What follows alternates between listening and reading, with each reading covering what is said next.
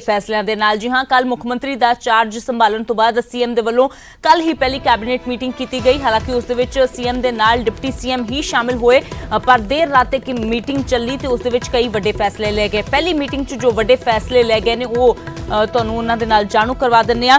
Mafia रेत mafia का मुद्दा जो समय समय ते उठता है, रेत के मामले दे विच वड्डा फैसला सरकार ने लिया है कि रेत मालकां नूं जमीन दे विचों मुफ्त रेता कड्ढण दी इजाजत मिलेगी। इस फैसले के जरिए माफिया ते नकेल कसन दी ते नाल ही रेता सस्ता करन दी जो कोशिश की गई है। इस तो इलावा शहरी विकास विभाग नूं 32,000 मकानां दी उसारी के निर्देश दिते गए ने। आर्थिक पक्षों कमजोर वर्ग नूं सस्ते रेट ते मकान मिलणगे।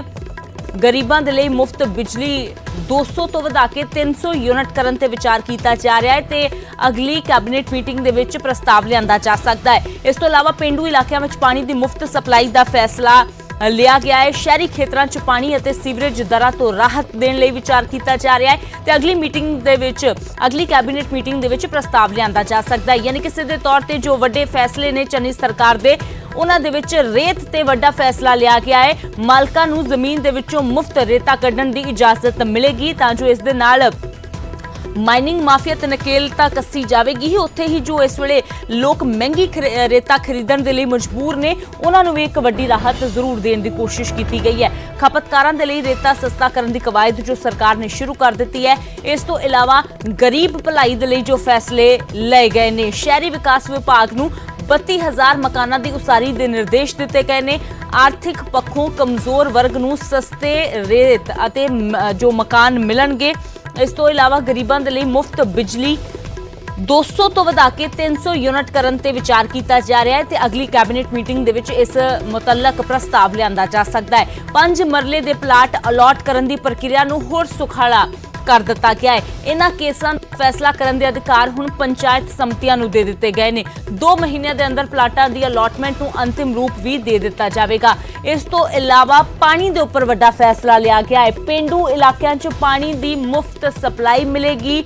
ट्यूबवैलों के बकाया बिजली बिलों नूं माफ करन ते विचार किया जा रहा है। शहरी खेतरां च पानी अते सीवरेज दरां तो राहत लई भी विचार किया जा रहा है। ते इस सारे फैसले इस सारे प्रस्ताव जो ने वो अगली कैबिनेट मीटिंग च लिआंदे जा सकते हैं। फिर चाहे वो 200 तो 300 यूनिट तक बिजली मुफ्त करन दा प्रस्ताव होवे या फिर ये पानियां संबंधी प्रस्ताव होवे जो अगली मीटिंग दे विच लिआंदा जा सकता है। तो इस तरीके दे नाल एक एक करके जो फैसले लै गए ने, चाहे वो गरीबां दी भलाई दे लई होण या फिर माइनिंग माफिया ते नकेल कसन दे लई, उस दे लई सरकार हुण जो एक्शन दे विच नज़र आ रही है। सीधा रुख करदे हां, पंकज कपाही साडे सहयोगी जुड़े ने। तां पंकज, एक्शन दे विच पहले दिन ही सीएम नज़र आए ते सब तो वड्डा फैसला, क्योंकि माइनिंग माफिया सरकार दे गले दी हड्डी बनिया होया सी, विरोधियों दे वल्लों सरकार नूं घेरिया जांदा सी, पर हुण उसे माइनिंग माफिया ते नकेल कसन दे लई वड्डा फैसला लिया गया है। क्योंकि कहंदे जदों इजाजत ही दे दी जाएगी तो ऑटोमैटिकली उस दे नाल माफिया ते भी नकेल कसी जाएगी। तो लोग इस वेले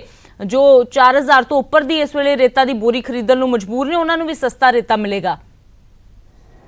बिल्कुल बिल्कुल अमृत, कल 3.5 घंटे कैबिनेट की बैठक चली और उस दे विच सब तो ज़्यादा जिहड़ियां नज़रां जिस फैसले के उत्ते रहियां वो माइनिंग नूं लैके रहियां, क्योंकि माइनिंग माफिया लगातार ये पंजाब दे विच कहा जाता है कि बहुत ज़्यादा वा और इसे वजह करके 7,000 रुपए के करीब ट्रैली जिहड़ी वो मिलती है, एक टिप्पर 30-35 हज़ार रुपए का मिलता वा और लोगों को बेहद जिहड़ा महंगा घर बनाना हो जाता है। और इसे वजह करके राजा अमरिंदर सिंह वड़िंग उन्हां दा एक आइडिया सीगा कि अगर किसी का जी जगह वै वो अपनी रेत खुद कट सके तो वह फैसला हुण लिता गया वै। जे किसी का अपना जड़ा वै जगह वै तो वह खुद रेत कट सकेगा, उसनों सरकार की मंजूरी नहीं लैनी होएगी, किसी तरीके का उन्होंने खर्चा नहीं जड़ा वै फालतू देना होएगा। तो इस दे नाल जानकार दस रहे हैं कि रेत सस्ती होएगी, लोगों को घर बनाने आसान होणगे, सौखे होणगे, जड़ा वै आम लोगों की पहुँच तक रेत जी पहुँच जाएगी। और इस दे नाल हालांकि सरकार नूं जरूर रेवन्यू दे विच लॉस होएगा, सरकार का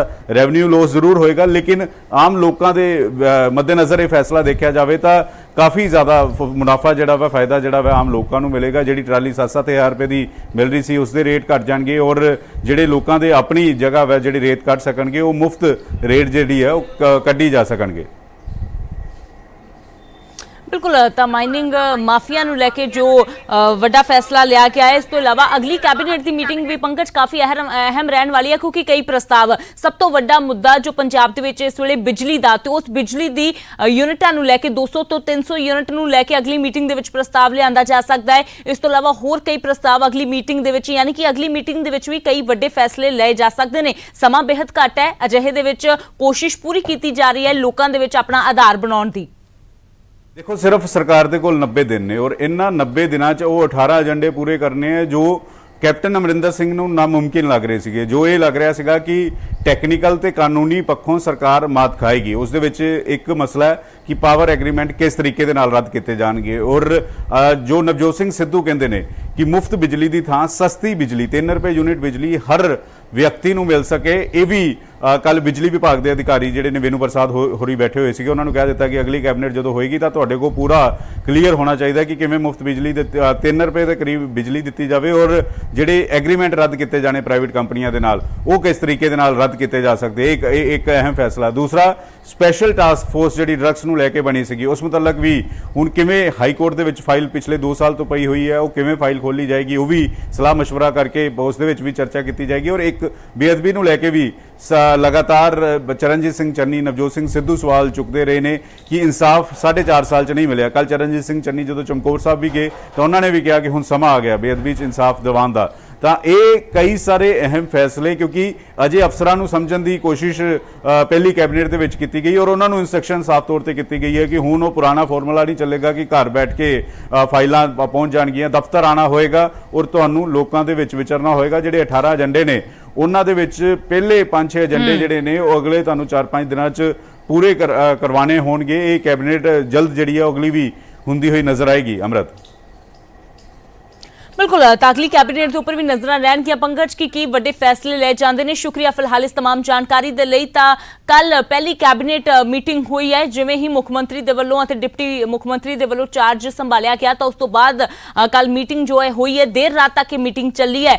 ਇਹ ਮੀਟਿੰਗ ਰਾਤ 11-11:30 ਵਜੇ ਤੱਕ ਕਰੀਬ ਚੱਲੀ ਹੈ ਤੇ ਉਸ ਮੀਟਿੰਗ ਦੇ ਵਿੱਚ ਇਹ ਅਹਿਮ ਫੈਸਲੇ ਲਏ ਗਏ ਨੇ। ਕਰੀਬ 3-3.5 ਘੰਟਿਆਂ ਤੱਕ ਚੱਲੀ ਇਸ ਮੀਟਿੰਗ ਦੇ ਵਿੱਚ ਬਿਜਲੀ ਦੇ ਮੁੱਦੇ ਦੇ ਉੱਪਰ ਦੱਸਿਆ ਗਿਆ ਕਿ ਵਿਚਾਰ ਕੀਤਾ ਜਾ ਰਿਹਾ ਹੈ। ਮਾਈਨਿੰਗ ਮਾਫੀਆ ਤੇ ਨਕੇਲ ਕੱਸਣ ਦੇ ਲਈ ਸਭ ਤੋਂ ਵੱਡਾ ਫੈਸਲਾ ਜੋ ਲਿਆ ਗਿਆ ਹੈ ਕਿ ਹੁਣ ਮਾਲਕਾਂ ਨੂੰ ਜ਼ਮੀਨ ਦੇ ਵਿੱਚੋਂ ਮੁਫਤ ਰੇਤਾ ਕੱਢਣ ਦੀ ਇਜਾਜ਼ਤ ਮਿਲੇਗੀ। ਇਸ ਤੋਂ ਇਲਾਵਾ ਗਰੀਬੀ ਦੂਰ ਕਰਨ ਦੇ ਲਈ, ਗਰੀਬਾਂ ਦੇ ਲਈ ਮੁਫਤ ਬਿਜਲੀ 200 ਤੋਂ ਯੂਨਿਟ 300 ਤੱਕ ਕਰਨ ਦੀ ਵਿਚਾਰ ਕੀਤਾ ਜਾ ਰਿਹਾ ਹੈ।